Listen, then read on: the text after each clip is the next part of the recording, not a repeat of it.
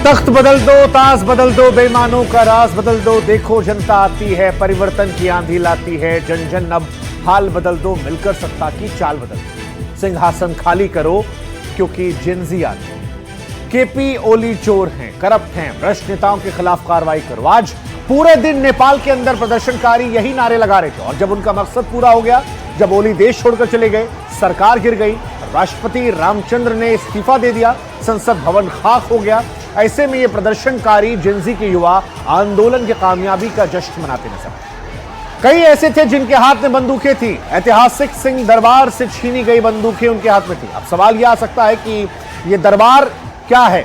तो जैसे हमारे देश यहां नॉर्थ और साउथ ब्लॉक है, उसी तरह नेपाल की राजधानी काठमांडू में सिंह दरबार। यही प्रधानमंत्री आवास है, सारे मंत्री जो हैं वो यहीं रहते हैं, उनके दफ्तर यहीं हैं, यानी पूरा का पूरा नेपाल का पावर सेंटर जो है वो इसी सिंह दरबार में रहता है।